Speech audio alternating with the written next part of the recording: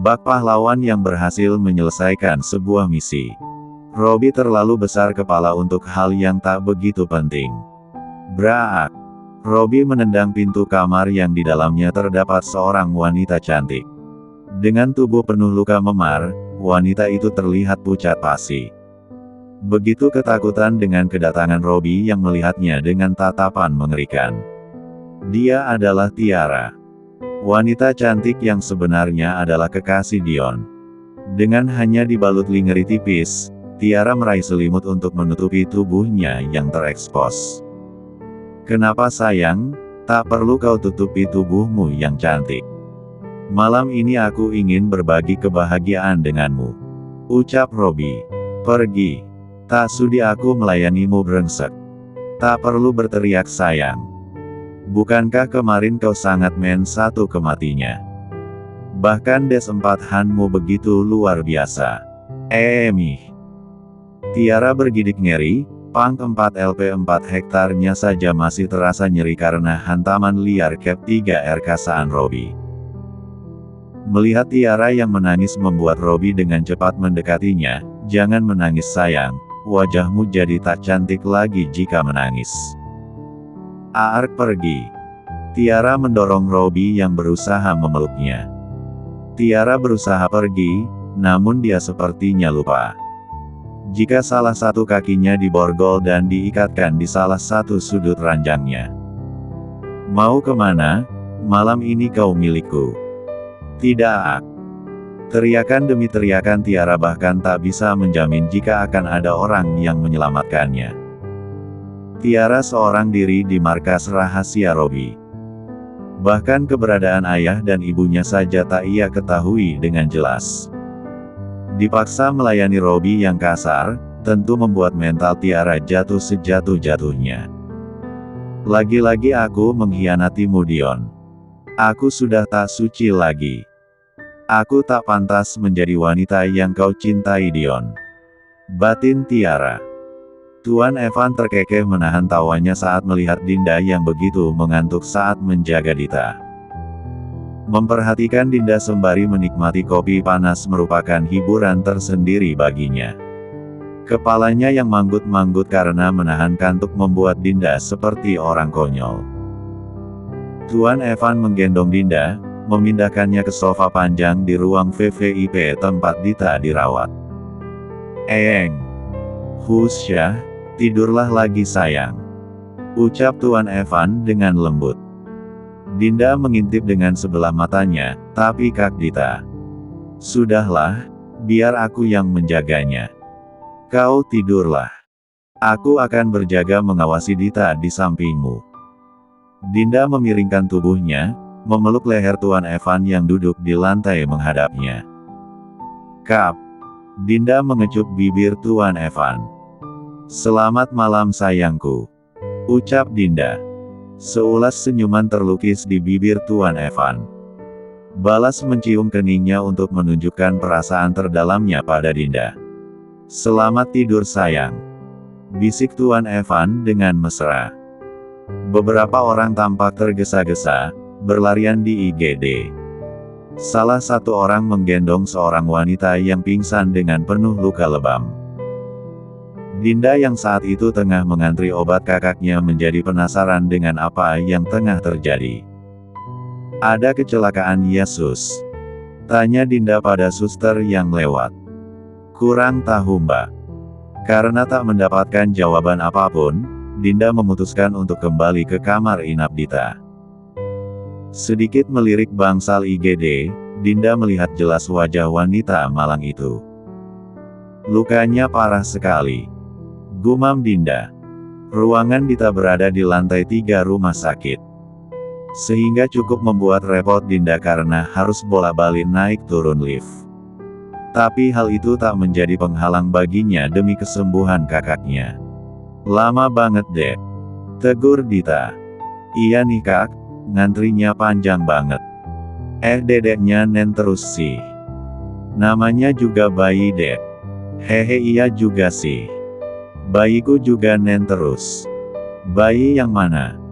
Dita bingung. Bayi besar, waka kakak. Sembrono.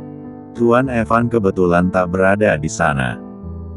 Dia sedang pergi ke kantornya untuk menyelesaikan beberapa pekerjaan penting yang harus segera ia selesaikan. Baby Delisa dan Dita tertidur, meninggalkan Dinda yang masih terjaga. Ia masih setia menunggu suaminya kembali. Sampai-sampai ia tak lara untuk terlelap sebentar. Brugh. Terdengar di depan ruangan seseorang menabrak sesuatu hingga menimbulkan keributan. Dinda yang punya rasa penasaran tinggi tentu tak bisa untuk berdiam diri. Perlahan ia membuka pintunya sedikit. Tampak seorang wanita tengah bersembunyi di dekat tong sampah di ujung koridor lantai 3. Itu wanita yang tadi kan? Nampak jelas dari raut wajahnya jika wanita itu begitu ketakutan. Dengan tangan yang gemetar hebat dan buliran bening yang mengalir deras. Dari ujung koridor yang lain, Dinda melihat dia orang tengah mencari-cari sesuatu. Saat mereka lengah memasuki ruang inap yang kosong, Dinda segera keluar untuk menarik wanita itu. Membawanya masuk ke dalam ruangan kakaknya untuk membantunya. Wanita itu mengerti apa yang dimaksud oleh Dinda. Dia bersembunyi di belakang sofa agar tak ketahuan. Dinda membuka majalah dan pura-pura membacanya. Dari sudut matanya, dia bisa tahu jikalau para penjahat itu tengah mengintip ke dalam ruangan itu. Nggak mungkin di sini. Itu tempat orang kaya. Lihat, wanita itu saja tampak tenang membaca majalah. Ucap salah seorang penjahat itu. Sialan. Kemana dia kabur? Pasti belum jauh. Ayo cepat temukan dia. Kebisingan di luar tentu membuat wanita itu ketakutan. Dinda menengok wanita yang tengah meringkuk di belakang sofa itu. Sudah aman, kau boleh keluar. Wanita itu menggeleng. Dinda mengerti situasinya. Menyobek sampul majalah, mengambil lakban dan menempelkannya ke pintu, agar tak ada yang bisa melihat ke dalam dari luar. Lihat, sudah aman. Kau bisa keluar. Pintunya juga sudah kukunci. Wanita itu dengan ragu bangkit kemudian berdiri di hadapan Dinda. Sementara Dita, dia sudah bangun sejak keributan yang Dinda buat. Untungnya Dita cepat menyadari situasi. Dia memilih bungkam dan hanya menjadi penonton yang baik. Kenapa denganmu, luka-luka ini? Bukan karena kecelakaan kan? Tanya Dinda. Wanita itu hanya menunduk, dia begitu enggan untuk memperlihatkan wajahnya yang babak belur. Dita yang sudah bisa turun dari ranjang sendiri, meski jalannya masih diseret. Akan tetapi dia juga sepertinya iba dengan keadaan wanita asing di ruangan inapnya itu. Dita ikut bergabung dengan duduk di samping Dinda. Memperhatikan wanita itu dengan seksama. Angkat wajahmu. Ucap Dita lembut. Tak apa, kami hanya ingin menolongmu. Dinda menatap Dita bingung. Wanita itu sama sekali tak bisa diajak bekerja sama sekarang. Dita yang begitu penasaran dengan wajahnya. Sampai memiringkan kepalanya agar bisa dengan jelas melihat lekuk wajah wanita itu. Loh kamu Tiara kan? Wanita itu seketika mengangkat wajahnya saat seseorang mengenalinya. Kenapa denganmu Dek? Tanya Dita khawatir. Kak Dita. Kamu Tiara pacarnya Dion? Tanya Dinda. Wanita itu terdiam sejenak, meremas jari-jarinya, sekarang bukan Kak. Ucap Tiara lirih. Robi yang membuatmu begini? Pertanyaan Dinda membuat Tiara ciut nyalinya. Mengangguk perlahan, mengiyakan pertanyaan Dinda. Lagi-lagi bajingan itu Kak. Dinda menatap Dita yang juga sedih dengan keadaan Tiara. Dinda beralih duduk di samping Tiara. Mengusap air matanya dan memeluknya. Jangan takut, Kak Dinda akan menolongmu. Ucap Dinda sembari mengusap pelan punggung Tiara. Tiara menangis terseduh-seduh diperlakukan seperti itu. Bagaimana tidak, setelah apa yang ia alami. Yang paling dibutuhkan saat ini tentu dukungan dari orang-orang yang ia kenal. Dinda mencoba menenangkan Tiara agar tak khawatir lagi. Setidaknya sekarang dia ada di bawah pengawasannya. Jangan takut, aku sudah berjanji pada Dion untuk menyelamatkanmu dari si brengsek itu. Makasih Kak. Tapi tolong, jangan beritahu Dion tentang keadaanku. Bilang saja jika sekarang aku sudah sah menjadi istri Robi. Kenapa? Kau tak mencintai adikku itu? Justru karena aku sangat mencintainya Kak. Aku sadar jika sekarang aku sudah tak pantas dengannya. Aku kotor Kak. Aku sudah tak suci lagi. Dinda memeluk Tiara kembali, bajingan itu benar-benar. Tok, tok, tok. Mereka semua terkejut saat pintu diketuk dari luar. Dinda menyuruh Tiara bersembunyi sebelum memastikan situasinya aman. Ceklek. Dinda membuka pintu itu. Ini. Nah loh. Kenapa tertutup sekali pintu? Ternyata itu adalah Tuan Evan yang datang. Dengan tentengan besar di tangannya ia menerobos masuk tanpa permisi. Ada apa ini? Kenapa rasanya canggung sekali di sini? Tiara keluar dari persembunyiannya saat Dinda memberikan kode. Siapa dia sayang? Tanya Tuan Evan pada Dinda. Dia Tiara. Jawab Dinda. Tiara siapa? Kau ini, Tiara pacar Dion. Kau lupa. Kau yang berjanji untuk menyelamatkannya bukan? Ah jadi kau Tiara yang itu. Lalu kenapa bisa dia ada di sini? Di mana kau menemukannya? Dinda menepuk jidatnya kesal. Menarik lengan Tuan Evan untuk segera duduk. Dan menceritakan kronologi yang telah terjadi di sana padanya. Seperti itu ya. Ucap Tuan Evan sembari bertopang dagu. Jadi apa rencanamu sekarang? Tanya Dinda. Apalagi, dia sudah bersama kita. Tapi anak buah Robi di sini. Kau tenang saja sayang, itu urusanku. Untuk sementara kau berdiam diri saja di sini. Karena tempat ini yang paling aman untukmu saat ini. Tapi jika kau tak muncul di depan bajingan itu, bagaimana dengan nasib kedua orang tuamu nanti? Tanya Dinda. Kalian tak perlu khawatir. Mereka sudah berada di tempat paling aman bersama Tuhan. Ucap Tiara lirih. Maksudmu? Mereka dibunuh oleh peri itu telat di depan mata kepalaku sendiri Kak. Kenapa? Itu salahku. Robi marah karena aku terus menolak melayaninya. Dia melampiaskan kekecewaannya pada orang tuaku. Mereka di tempat tepat di kening mereka. Dengan sesenggukan Tiara menceritakan peristiwa kelam yang telah dialaminya. Biadab. Umpat Dinda. Kakak lupakan saja tentang orang tuaku. Sekarang kakak harus memikirkan cara untuk menyelamatkan Om Dimas. Apa kau bilang?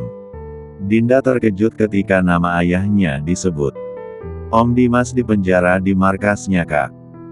Dia sekarat di sana. Terus disiksa bak binatang dengan keji. Seketika Dinda mengepalkan kedua tangannya. Dia begitu marah dengan apa yang disampaikan Tiara padanya. Apa kau tahu di mana letak markasnya? Tuan Evan menyela. Sayangnya aku tak tahu di mana markas itu berada. Ketika aku datang dan pergi, mereka selalu menutupi mataku agar tak bisa melihat apapun. Ayah. Tuan Evan yang menyadari Dinda mulai sedih, memutuskan untuk menyudahi obrolan itu. Inisiatif ia mengajak Dinda pergi keluar untuk mencairkan suasana hatinya. Jangan terlalu dipikirkan sayang. Pak Dimas pasti akan segera kita selamatkan. Tapi bagaimana? Tiara saja tak tahu di mana markas mereka.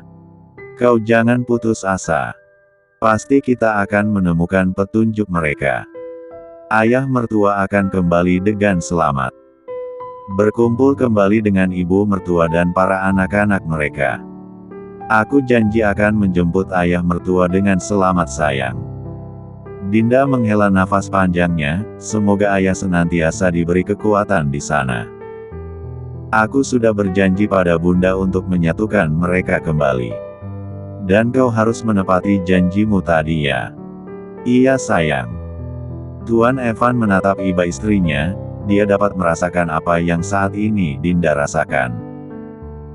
Dia juga gelisah, Robi yang bengis itu tentu tak akan melepaskan ayah mertuanya itu dengan mudah. Apa ayah mertuaku tahu sesuatu yang penting, sehingga pada berdebah gila itu tak mau melepaskan Pak Dimas dan keluarganya? Batin Tuan Evan. Setelah beberapa hari menatap di rumah sakit, akhirnya mereka semua bisa pergi meninggalkan rumah sakit hari ini. Tuan Evan mengirim Dita kembali ke rumah. Sementara Tiara, Tuan Evan mengirimnya di tempat persembunyian yang aman. Dengan penjagaan yang sangat ketat, mustahil untuk ditembus musuh. Akhirnya kita kembali ke kediaman, rencana bulan madu saja sampai gagal. Gerutu Tuan Evan.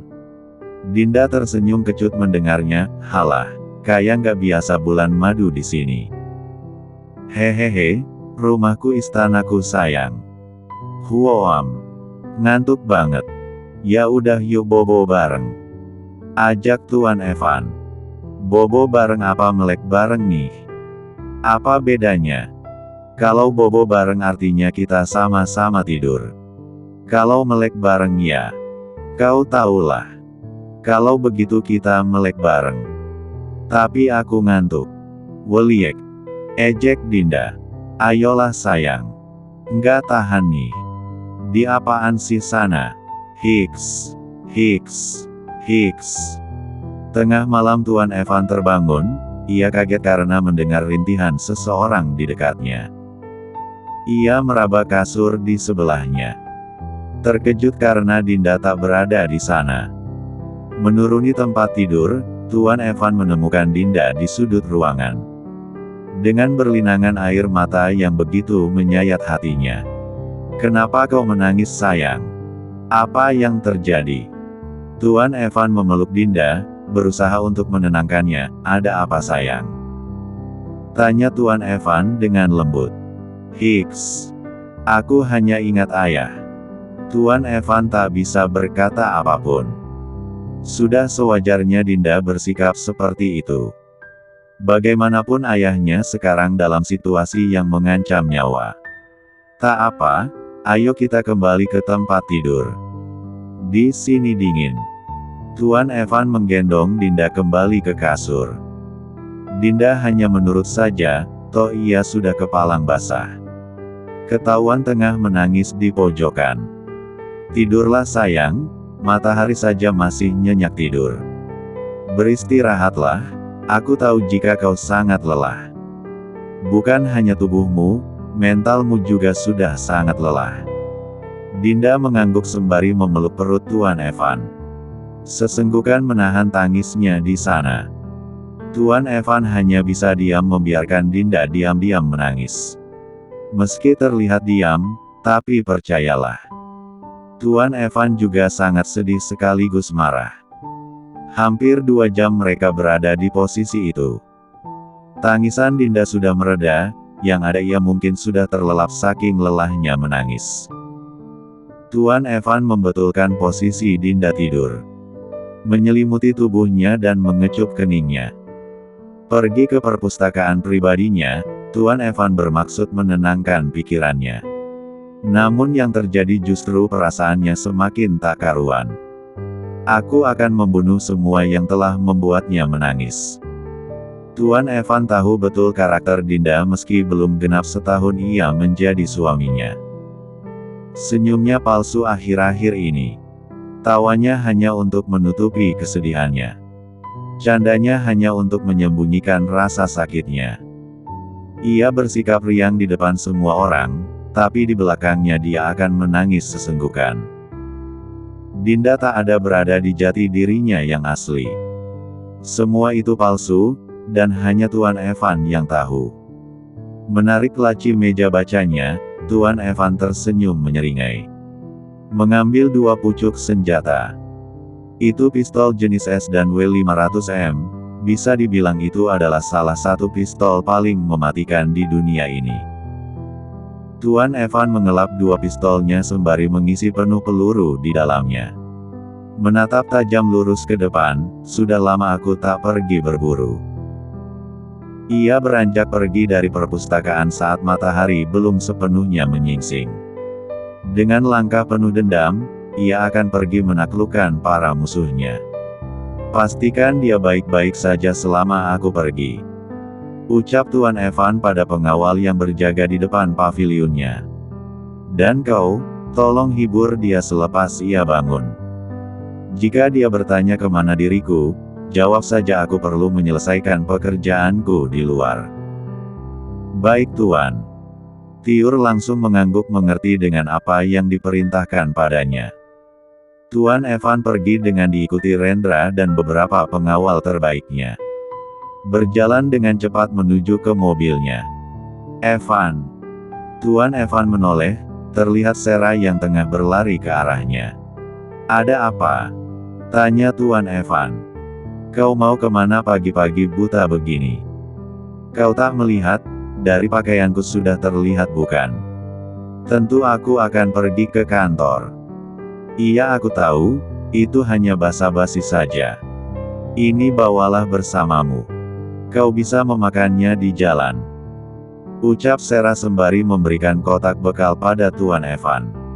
Aku pergi dulu. Hati-hati Evan. Tuan Evan menoleh, tersenyum pada Sarah, tentu, aku terbiasa menjadi pemenang bukan? Dan tak ada yang bisa dengan mudah membodohiku. Rendra membukakan pintu mobil untuk Tuan Evan. Kemudian menunduk memberi hormat pada Sarah sebelum ikut masuk dan duduk di samping Tuan Evan. Sarah melambaikan tangannya saat perlahan mobil yang ditumpangi Tuan Evan beranjak pergi. Begitu senang saat kotak bekalnya akhirnya disambut dengan manis oleh Tuan Evan. Akhirnya dia menyambut baik niat baikku. Aku membuatnya dengan penuh cinta Reni. Iya nyonya, selamat ya. Meski baru kotak bekalnya yang diterima, tapi bagi Sarah itu adalah sebuah kemajuan dalam hubungan mereka.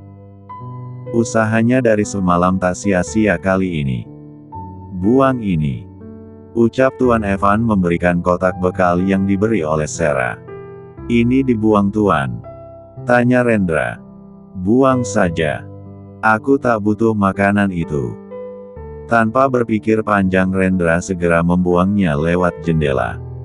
Makanan itu berserakan saat terbanting ke tanah. Tak sudi aku menerima pemberian dari wanita seperti itu. Apa Nyonya Sarah melakukan kesalahan? Aku sudah tahu semuanya, dia bertindak di luar batas bukan hanya sekali. Dia berniat mencelakai cintaku karena cemburu. Aku yakin jika dia lupa alasan aku menikahinya. Rendra tak yakin jika Tuan Evan juga tahu perihal siapa yang mengambil dokumen penting itu. Jadi dia tak membocorkannya hari ini. Yang penting, Tuan Evan sudah tahu jika Sarah tak sebaik kelihatannya. Mobil berhenti di sebuah rumah yang disewa oleh Rendra. Memasukinya dengan langkah penuh dendam. Tuan Evan menyeret kursi ke depan seorang pria yang tergantung di hadapannya. Tangannya diikat dengan tali, kemudian digantungkan beberapa jengkal dari tanah. Sepertinya kau sudah lelah. Tanya Tuan Evan pada pria itu. Ampun Tuan. Tolong lepaskan saya. Pria itu memohon. Jadi dia yang ingin kau tunjukkan padaku Rendra. Tapi apa kesalahannya? Tanya Tuan Evan. Dia adalah mata-mata penjahat Robbie. Dia juga yang meledakkan bangunan di belakang kediaman untuk melancarkan aksi seseorang. Tuan Evan menatap tajam. Mencengkeram kerah Rendra, siapa seseorang itu? Dia. Katakan. Tuan Evan berteriak. Nyonya Sarah. Dek. Wajah Tuan Evan merah padam dibuatnya. Mengambil cambuk yang ia bawa.